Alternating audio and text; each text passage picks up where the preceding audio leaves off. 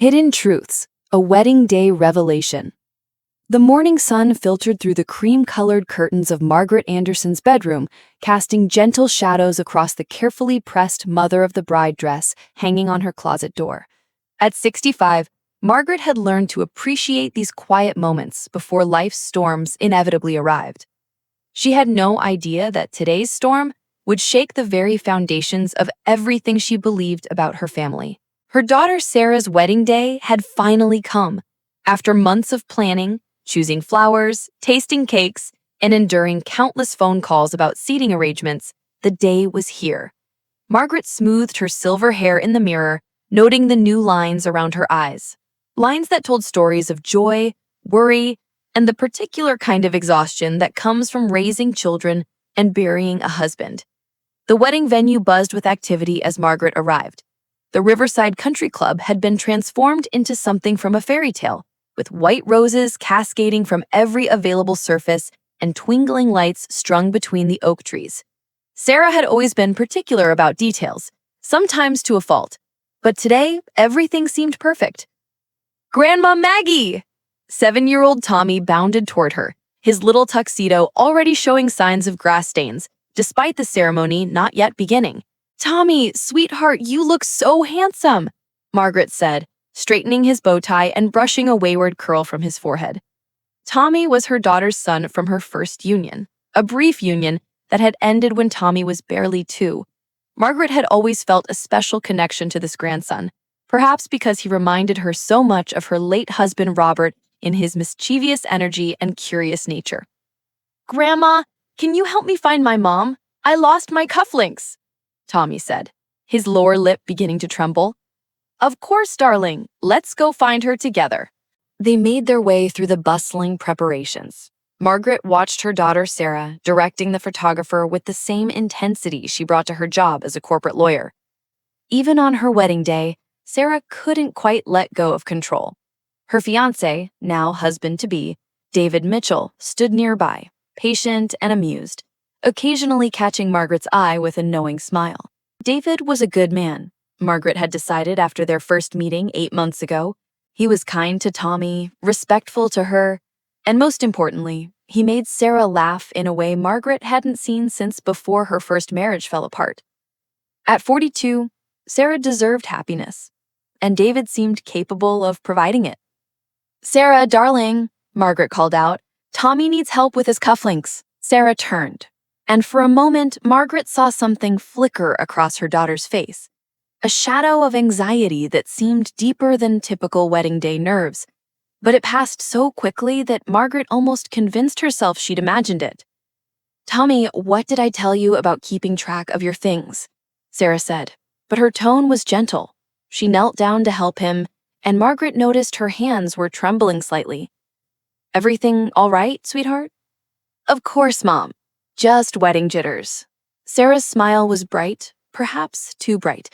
"Could you watch Tommy for a few minutes? I need to speak with the wedding planner about the seating." Margaret nodded, but as she watched Sarah walk away, she couldn't shake the feeling that something was wrong. In 35 years of motherhood, she'd developed an instinct for her daughter's moods, and today felt different. The ceremony itself was beautiful. Margaret sat in the front row, Tommy beside her, both of them watching as Sarah walked down the aisle in their grandmother's vintage lace dress, the same dress Margaret had worn at her own wedding 43 years ago. For a moment, she felt Robert's presence so strongly it took her breath away. He should have been here to walk their daughter down the aisle. David's vows brought tears to Margaret's eyes. He spoke about finding love later in life, about the gift of becoming not just a husband, but a stepfather, about building a family together. Sarah's vows were equally touching, though Margaret noticed her daughter's voice wavered when she spoke about trust and honesty. After the ceremony, cocktail hour flowed seamlessly into dinner. Margaret found herself at the head table, watching the reception unfold with the satisfaction of a job well done. The food was excellent, the band was perfect, and everyone seemed to be having a wonderful time. Tommy had been on his best behavior throughout dinner, but as the evening wore on, Margaret noticed him becoming increasingly fidgety. He kept glancing around the room with the particular intensity that children get when they're working up the courage to share a secret. "Grandma Maggie," he whispered during a lull in conversation, tugging at her sleeve. "Can I tell you something?" "Of course, sweetheart. What is it?" Tommy looked nervously, then leaned closer. "I found something earlier when I was playing under the tables before dinner. I wasn't supposed to be under there, but I dropped my toy car and—" "Tommy, what did you find?" Margaret asked gently, sensing his distress. Instead of answering, Tommy slipped off his chair and tugged at her hand. "Can you come with me? I hid it under our table. I didn't know what to do with it." Margaret glanced around. The reception was in full swing. Sarah and David were on the dance floor, lost in each other's eyes. No one would miss them for a few minutes. "All right, show me," she said, allowing Tommy to lead her back to their dinner table. Tommy dropped to his knees and crawled under the white tablecloth. Margaret, feeling somewhat ridiculous but not wanting to disappoint her grandson, lifted the cloth and peered underneath. "Over here, Grandma," he whispered, pointing to where the table leg met the floor. Taped to the inside of the table leg was a manila envelope, the kind of envelope that suggested official business rather than wedding festivities. Margaret's heart began to beat faster. "Tommy, how long has this been here?" "I don't know.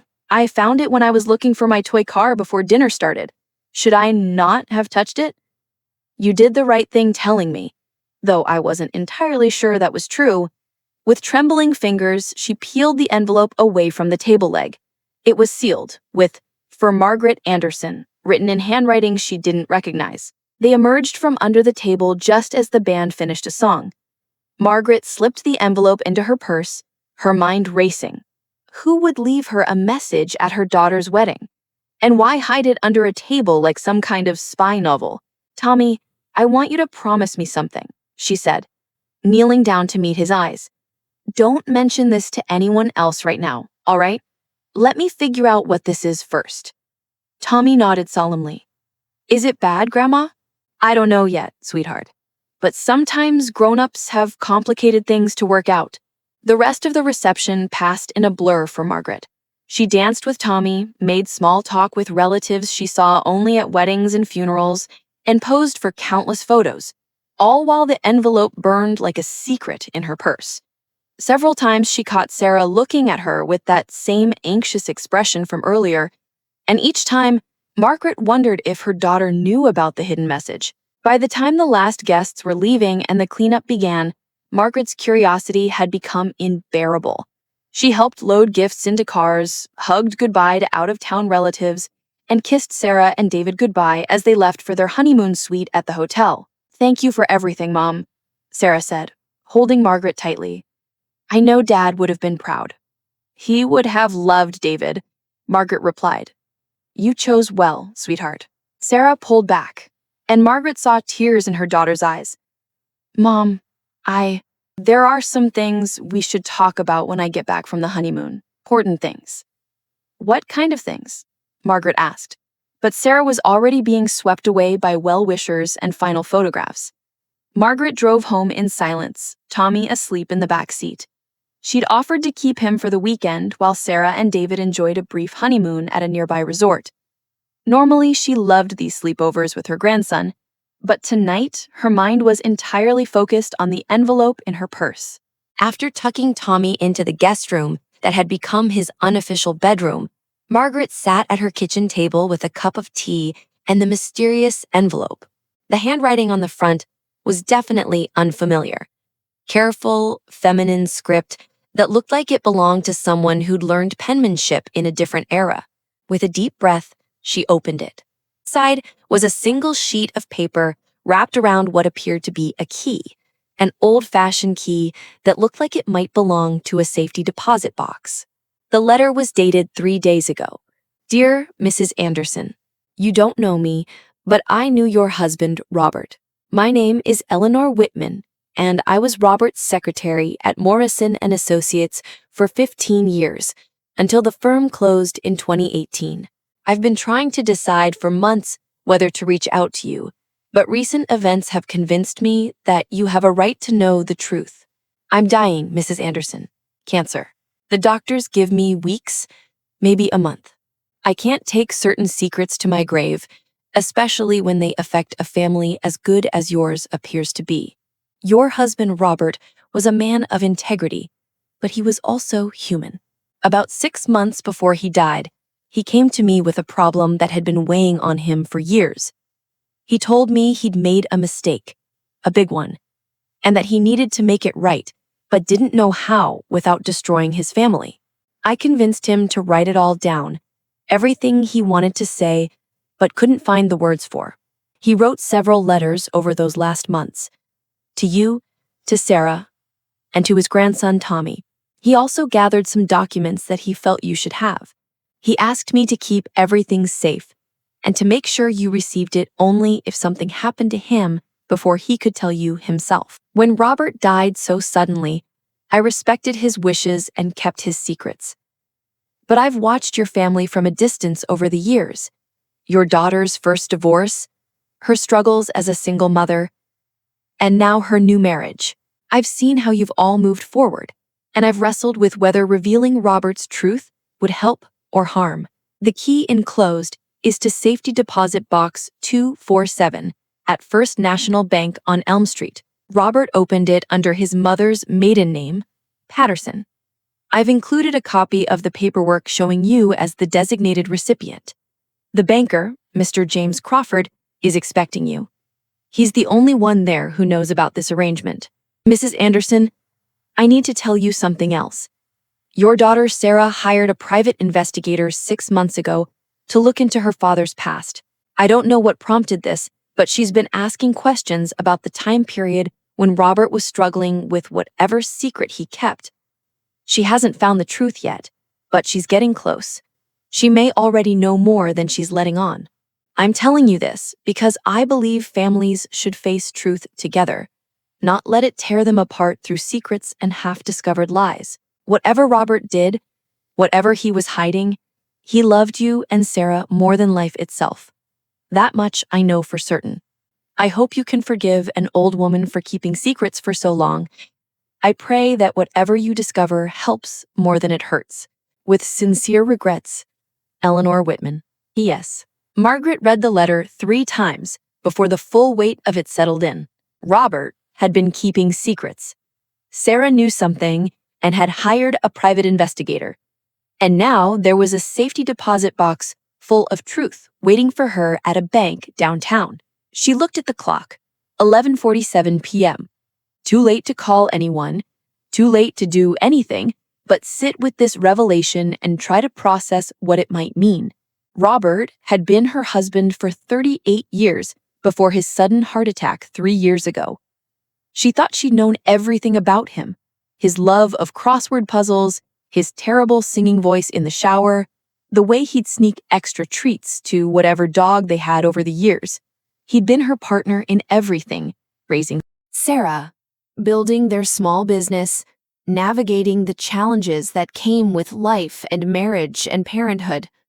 What could he have been hiding that was so significant it required a safety deposit box and deathbed letters? Margaret made herself another cup of tea and tried to think logically. Robert had worked as an accountant at Morrison & Associates, a small firm that handled books for local businesses. He'd been there for 25 years before the firm closed down after the senior partner retired. It had been steady, respectable work, not the kind of job that typically generated dark secrets. But then again, accountants had access to financial information. They saw the inner workings of businesses, the flow of money, the decisions that companies made behind closed doors. Had Robert discovered something he shouldn't have? Had he been involved in something improper? The thought made Margaret feel physically ill. Robert had been the most honest person she'd ever known. He'd once driven 15 miles back to a restaurant because they'd undercharged him for dinner. He'd refused to let Sarah claim extra tax deductions that he felt were questionable. He'd been scrupulously fair in his business dealings, sometimes to their financial detriment. But people could change. People could make mistakes.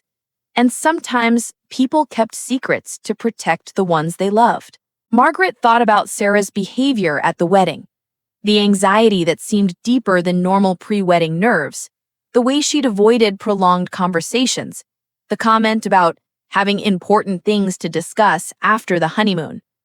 Had Sarah already discovered whatever Robert had been hiding? Was that why she'd hired a private investigator? Sleep was impossible. Margaret found herself pacing the house, checking on Tommy periodically, and returning again and again to Eleanor Whitman's letter. By 4 a.m., she'd made a decision. She couldn't wait for Sarah to return from her honeymoon. She needed to know what was in that safety deposit box. But first, she had to figure out what to do with Tommy. She couldn't take a 7-year-old to uncover potentially devastating family secrets, but she also couldn't leave him with a babysitter without explanation. At 7 a.m., she called her sister Helen, who lived 30 minutes away. "Margaret, it's awfully early, even for you," Helen said, her voice thick with sleep. "Helen, I need a favor. Could you watch Tommy for a few hours today? Something's come up that I need to handle." "Of course, but is everything all right? You sound strange." Margaret hesitated. She and Helen were close, but this felt too big, too personal to share before she knew what she was dealing with. "I'm fine. Just some paperwork I need to take care of. Bank stuff." On a Sunday? Margaret closed her eyes. Helen was right. Banks weren't open on Sundays. She'd have to wait until Monday, which meant spending another day with this secret burning inside her. "You're right. I'm not thinking clearly. Tommy and I will have a quiet day, and I'll handle my business tomorrow." "Margaret, are you sure you're all right?" "I'm fine, Helen. Really. Just tired from the wedding yesterday." After she hung up, Margaret made breakfast for Tommy and tried to act normal. But 7-year-olds were remarkably perceptive, and Tommy kept giving her worried looks throughout the morning. "Grandma, are you sad about something?" he asked over pancakes. "What makes you think I'm sad, sweetheart? You keep looking at nothing and making faces like when Mom watches those movies that make her cry." Margaret managed a genuine smile. "I'm just thinking about the wedding yesterday. Sometimes when something wonderful happens, it makes you think about other things too." "Like Grandpa Robert?" "Yes, like Grandpa Robert." Tommy nodded sagely. "I miss him too, but Mom says he's still with us in our hearts and in our memories. Your mom is very wise." They spent the day doing normal grandfather-grandson activities, playing board games, reading stories, building elaborate structures with Tommy's blocks. But underneath the normalcy, Margaret's mind kept returning to the letter and what she might discover the next day. That evening, after Tommy was asleep, Margaret called the number Eleanor Whitman had provided. "Hello?" The voice was young, cautious. "Is this Lisa Chen? My name is Margaret Anderson. I believe your neighbor Eleanor Whitman said you might be expecting my call." "Oh, Mrs. Anderson. Yes. I'm so sorry for your loss, for what you're going through. Eleanor told me you might call. She's not doing well. The hospice nurse says it could be any time now." "I see. Could I possibly speak with her?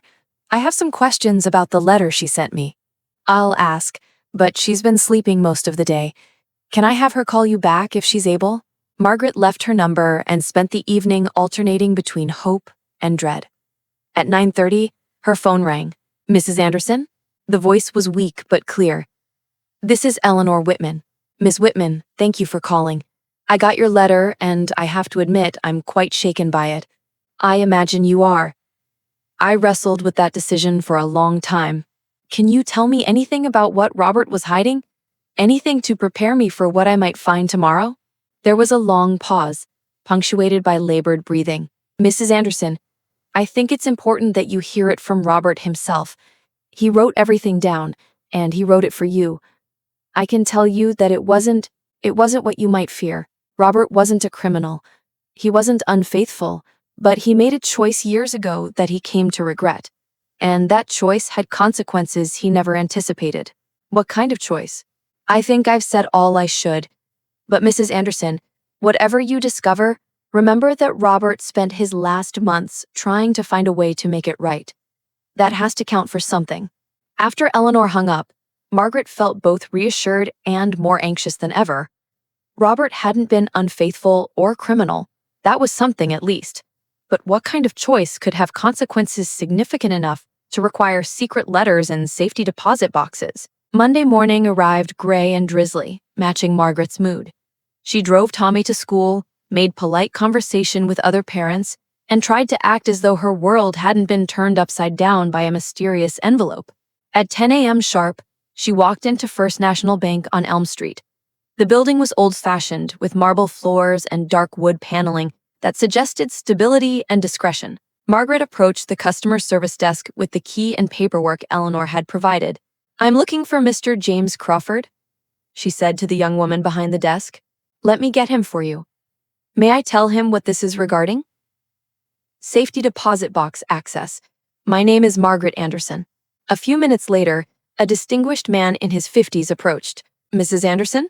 I'm James Crawford. I've been expecting you. Though I have to admit, I was beginning to wonder if this day would ever come." "You knew about this?" "Your husband set up the arrangement 3 years ago, just a few weeks before he passed away. He was very specific about his instructions.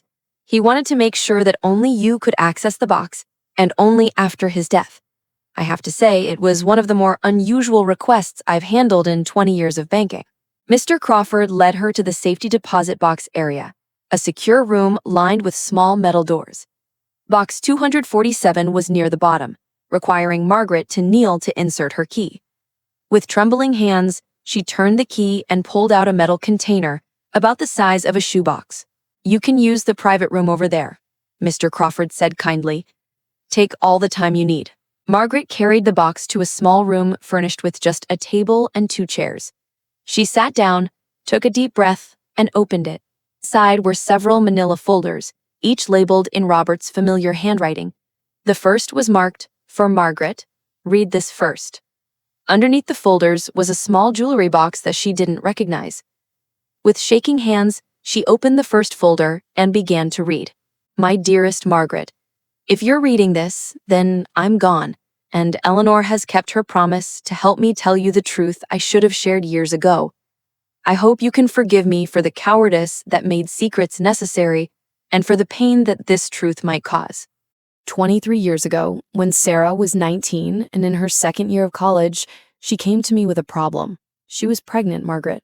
She was terrified, overwhelmed, and begging me not to tell you because she was convinced you'd be disappointed in her. I should have insisted that we tell you together. I should have trusted that your love for Sarah would be stronger than any disappointment. But Sarah was so frightened, and she seemed so fragile, that I agreed to help her handle it quietly. She wanted to have an abortion, Margaret.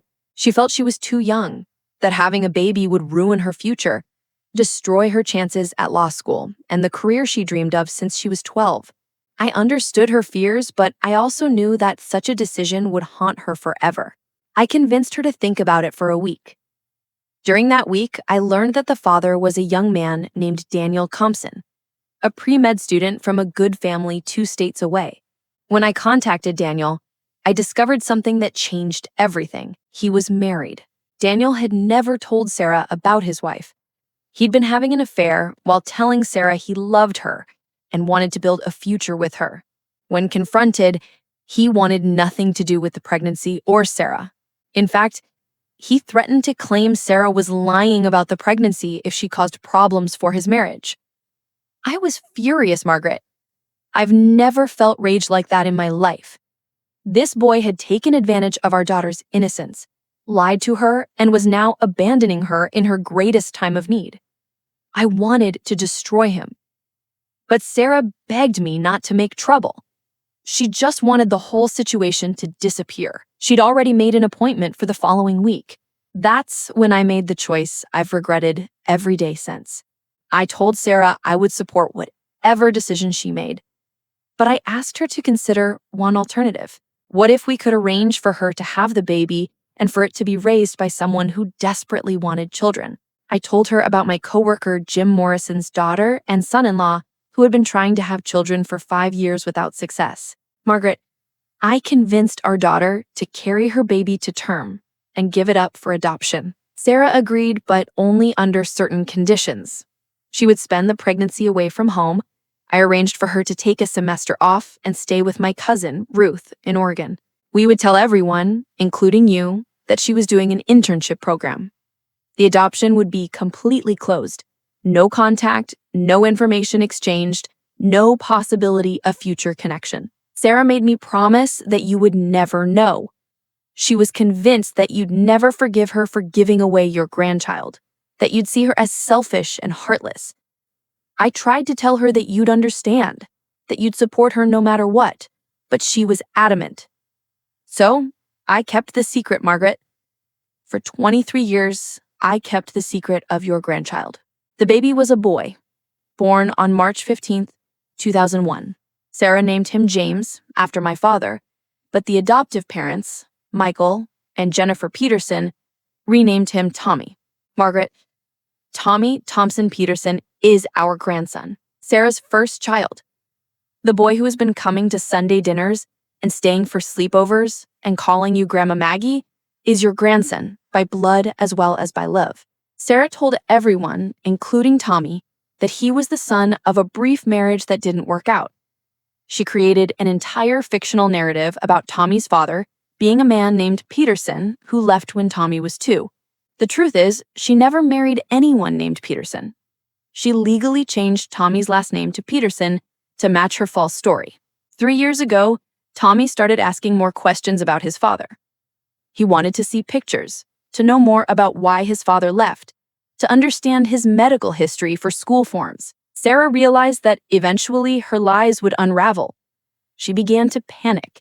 That's when she started dating David Mitchell. David is a good man, Margaret, but I suspect Sarah was drawn to him partly because he provided a solution to her problem. With a new stepfather, Tommy would have less reason to ask about his biological father. But the questions didn't stop. Last Christmas, when Tommy was 6, he asked me directly about his father. He'd been thinking about it, wondering why he had no pictures or stories or relatives from his father's side. He asked me if his father was really dead. I couldn't lie to him, Margaret. I couldn't look into that little boy's eyes and tell him another lie, but I couldn't tell him the truth either, because that wasn't my truth to tell. That's when I realized I had to do something. I had to find a way to make this right, to bring the truth into the light before it poisoned our family any further. I started writing these letters last summer. I planned to give them to you and Sarah together to finally bring this secret into the open so we could deal with it as a family. I was waiting for the right time. After Sarah's wedding to David, when she felt secure and supported. But time ran out for me, Margaret. And now you're reading this alone, and I'm not there to help you navigate what comes next. In the other folders, you'll find everything. The original adoption paperwork, Sarah's medical records from the pregnancy, correspondence with the adoption agency, and letters I wrote to both Sarah and Tommy explaining my role in all of this. There's also contact information for Tommy's adoptive parents, though I don't know if they're still at the same address after all these years. The jewelry box contains Sarah's hospital bracelet from when Tommy was born, and a locket with his footprints that she asked me to keep. She said she wasn't ready to have them, but she couldn't bear to throw them away. Margaret, I need you to understand something crucial. Sarah loves Tommy with every fiber of her being. Her decision to place him for adoption was made out of love, not selfishness. She was 19 years old, abandoned by his father, and terrified of ruining his future by trying to raise him when she wasn't ready.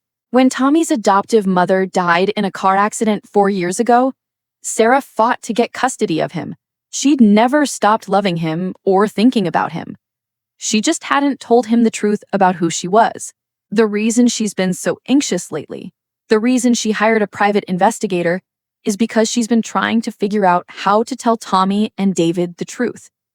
She knows that Tommy deserves to know his real story, but she's terrified of how everyone will react. Margaret, our daughter needs your help. She needs your understanding and your forgiveness and your support as she finally tells the truth she should have told years ago. And Tommy needs his family to be honest with him. He's a smart boy, and he's already asking questions that are getting harder to answer with lies. Most importantly, Sarah, forgive yourself. You were brave at 19, and you're brave now. Trust your family to love you through this. With all my love and pride, Dad.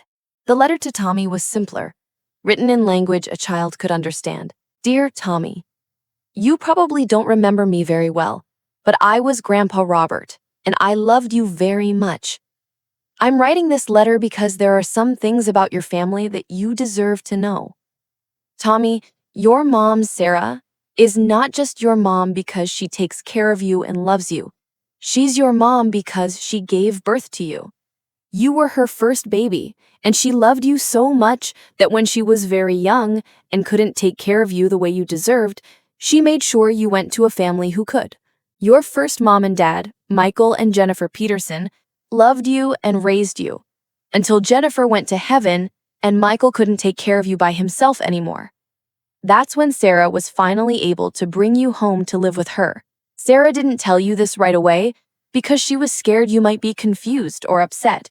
But you're getting old enough now to understand that families can be complicated, and that sometimes people make hard choices because they love each other. Grandma Margaret is your real grandma, not just because she loves you, but because you're her daughter's son. I was your real grandpa too, and I wish I could have watched you grow up knowing the whole truth. Tommy, you are loved by so many people, and you have been from the very beginning. Every person who has been part of your life. Your first parents, your birth mom, Sarah, your new dad, David, and all of us made decisions because we wanted you to be safe and happy and loved. Ask questions when you're ready. Tell the truth about how you feel. And remember that being confused or sad or even angry sometimes is okay. Big truths take time to understand. With all my love, Grandpa Robert. Margaret closed the letters and sat back in her chair. The scope of what had been hidden was staggering, but what struck her most was the love that had motivated every decision, even the wrong ones. Robert's decision to keep the secret from her, Sarah's decision to place Tommy for adoption, and then later to reclaim him without revealing the truth. Even Daniel Thompson's decision to deny paternity, while selfish and cruel, had been motivated by his desire to preserve his marriage.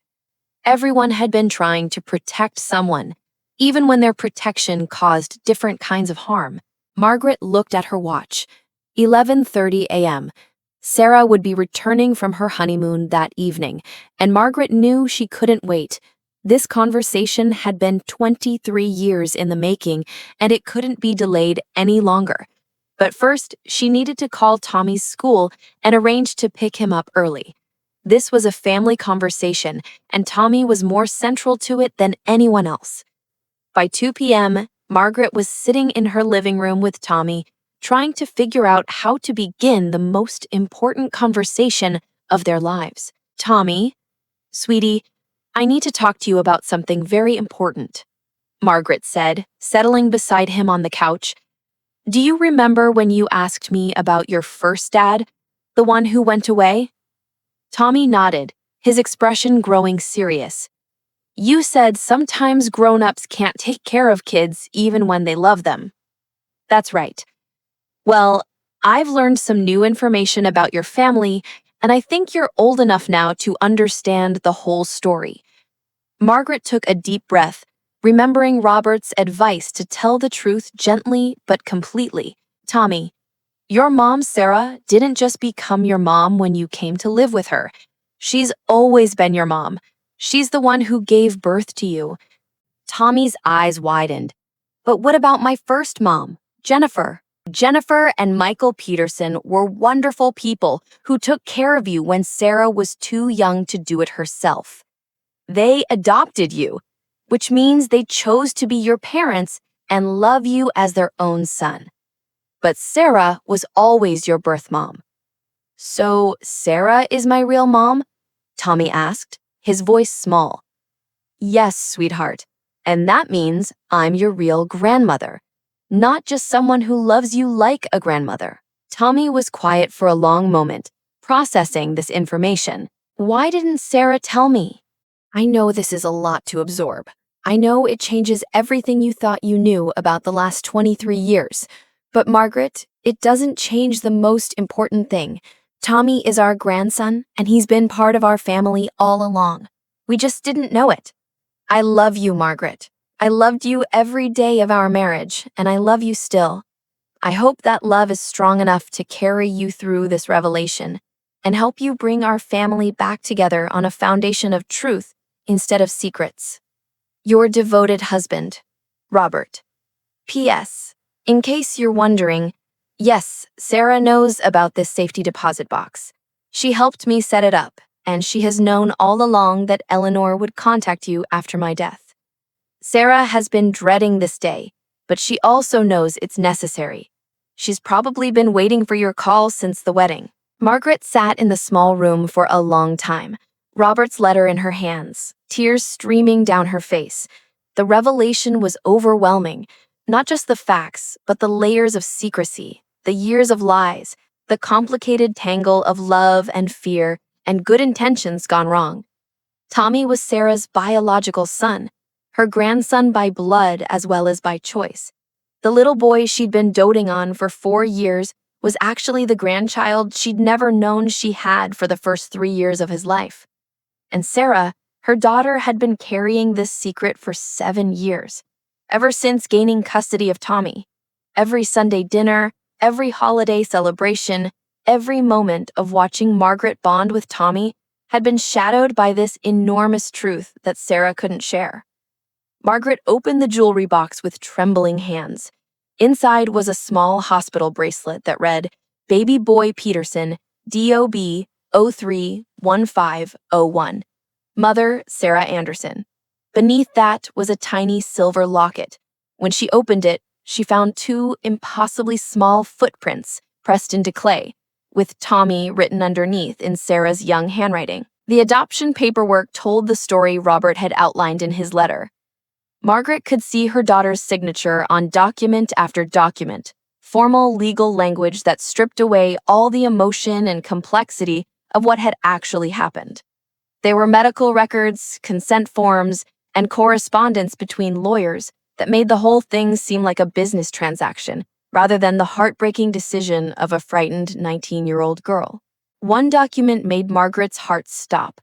Biological father Daniel Thompson declined to participate in adoption proceedings. Parental rights terminated by default. Written in the margins, in handwriting she recognized as Robert's, were the words, Bastard refused to even acknowledge paternity. The letters Robert had written to Sarah and Tommy were in separate sealed envelopes. Margaret held them for a long time, debating whether she had the right to read them. Finally, she decided that if she was going to help her family navigate this revelation, she needed to understand Robert's complete thoughts. The letter to Sarah was full of love and regret. My dear Sarah, by the time you read this, your mother will know everything. I hope she's been able to understand and forgive both of us for keeping this secret for so long. Sarah, you were not wrong to be scared when you were 19. You were not wrong to want to make sure Tommy had the best possible life. You were not wrong to trust me to help you handle an impossible situation.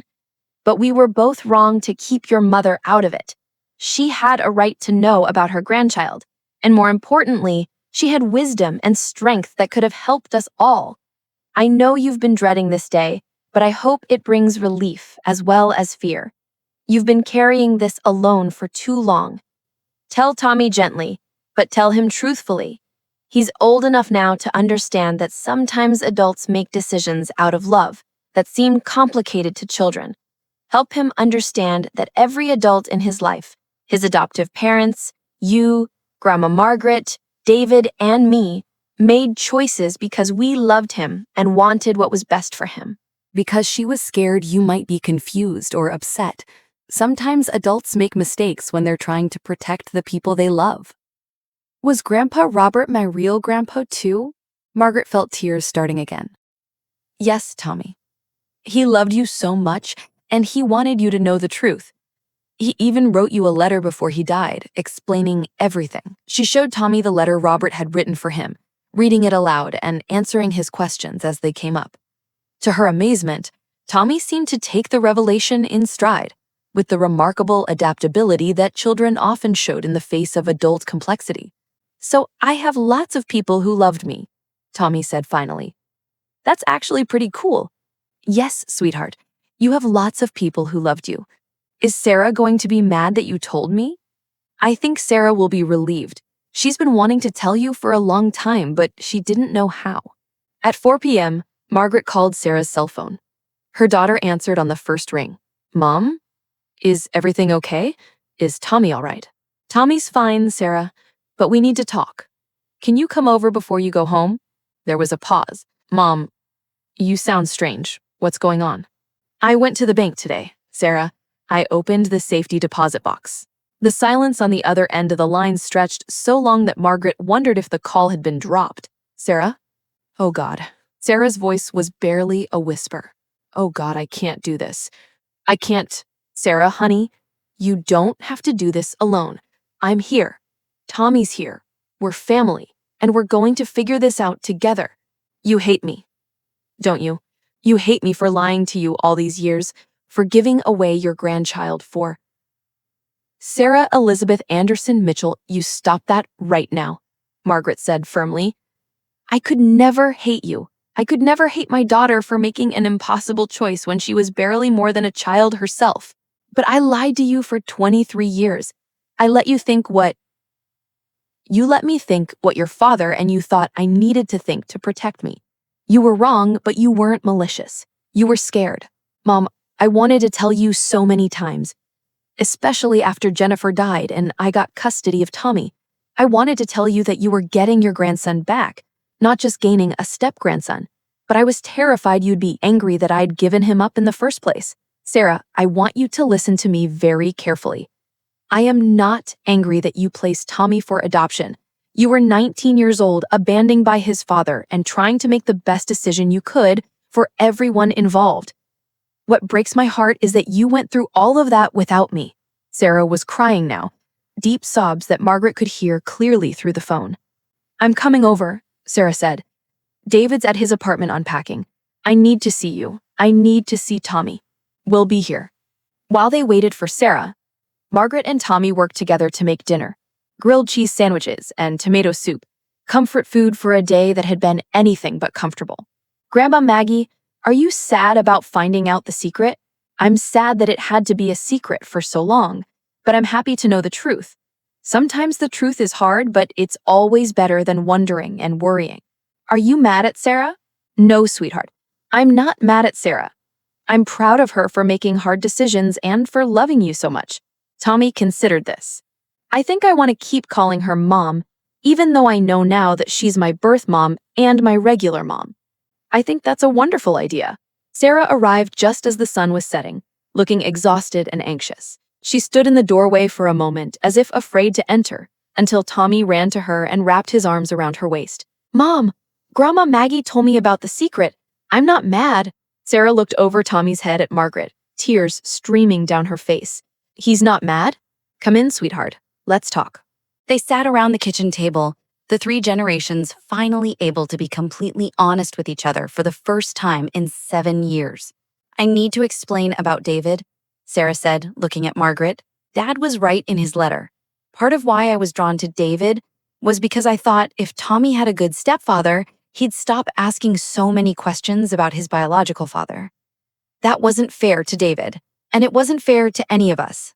"Does David know?" Margaret asked. "I told him last night at the hotel.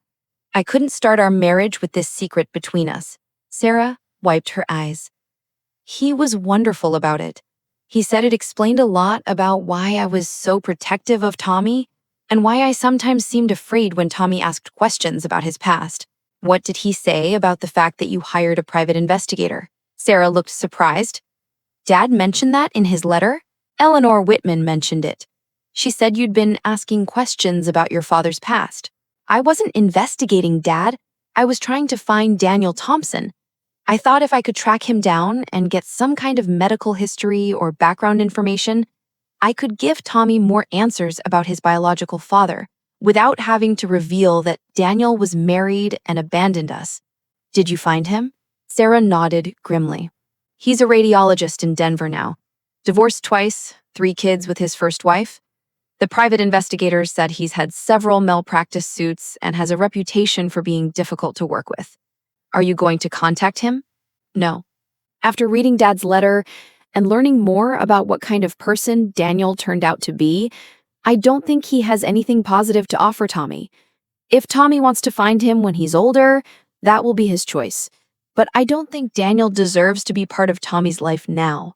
They talked for hours that evening, filling in gaps, answering questions, and slowly working through 23 years of accumulated secrets and misunderstandings. Tommy, with the remarkable adaptability of childhood, seemed to accept the new version of their family story without major trauma. He asked practical questions like, "Does this mean I can tell people at school that Grandma Maggie is my real grandma?" And emotional ones. "Did my first dad, Michael, know that Sarah was my birth mom?" "No," Sarah answered. "The adoption was completely closed. Michael and Jennifer never knew who I was, and I never knew their last name until after Jennifer died and the state contacted me about taking custody. So Michael gave me to you without knowing you were my birth mom?" "Yes. It was just a coincidence. Or maybe fate." Tommy seemed satisfied with this explanation. At 8 o'clock, Margaret suggested it was time for baths and bed, and Tommy readily agreed, apparently exhausted by the emotional weight of the day.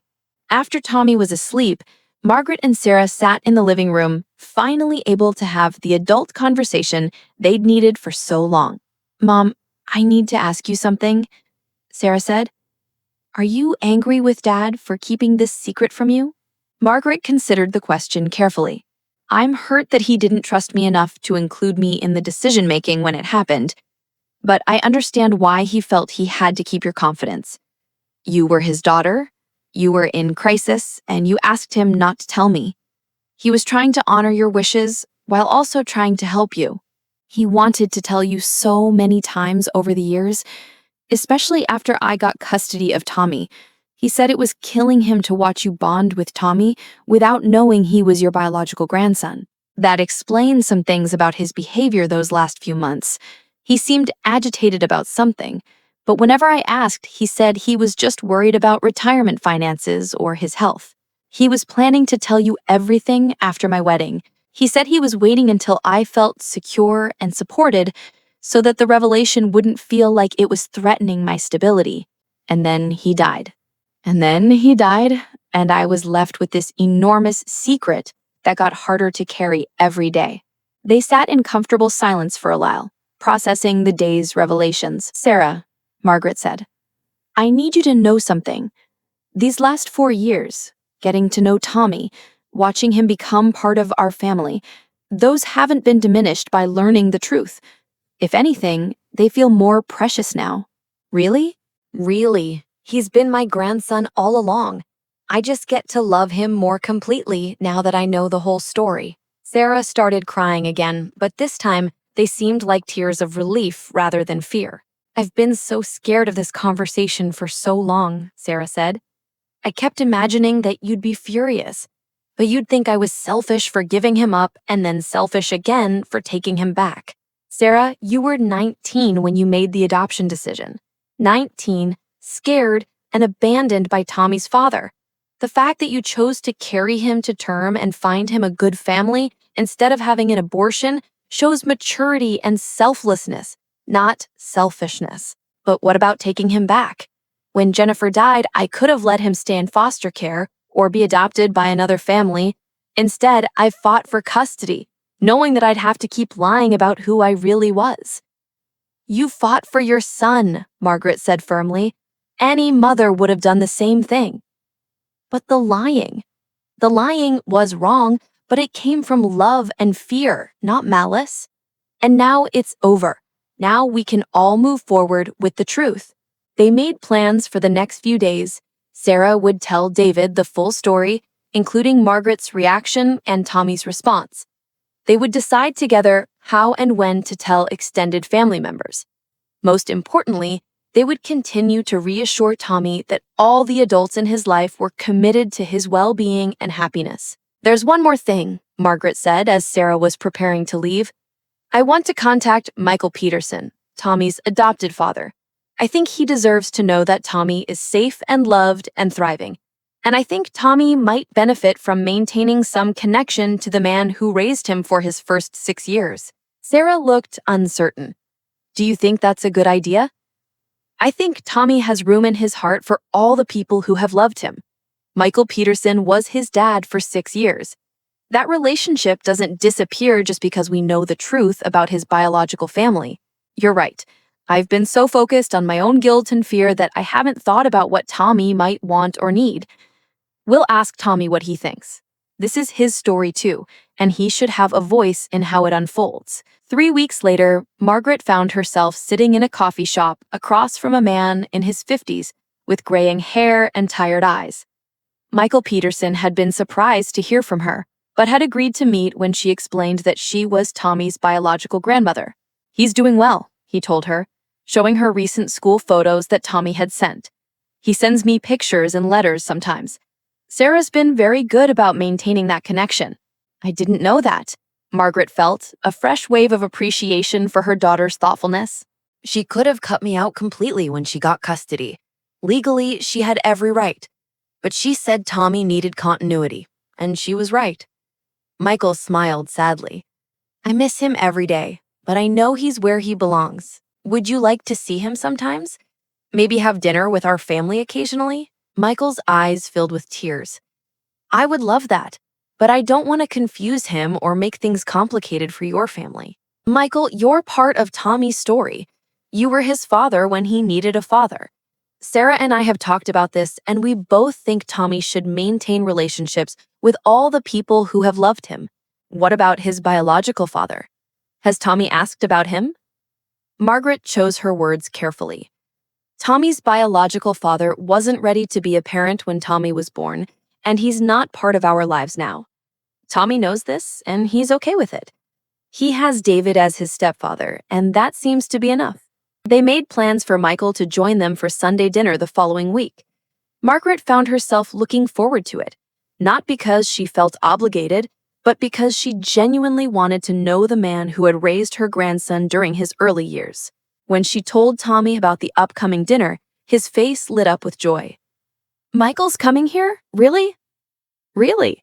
Is that something you'd like? Yes, I want to show him my room and the treehouse you helped me build and my new bike. I think he'd love to see all of those things. That Sunday dinner became a monthly tradition. Michael would come over, bringing stories about Tommy's early years and pictures that Sarah had never seen. Slowly, the artificial barriers that had been created by secrets and legal arrangements began to dissolve, replaced by the simple recognition that Tommy was loved by many people, and that love didn't have to be limited or exclusive. David proved to be everything Margaret had hoped for in a son-in-law. He embraced the complexity of Tommy's family situation with grace and humor, and he made it clear that he considered himself fortunate to be gaining not just a wife, but a son and an extended family that included Michael Peterson. I keep telling people that I hit the jackpot, David told Margaret one evening as they watched Tommy and Michael work on a puzzle together.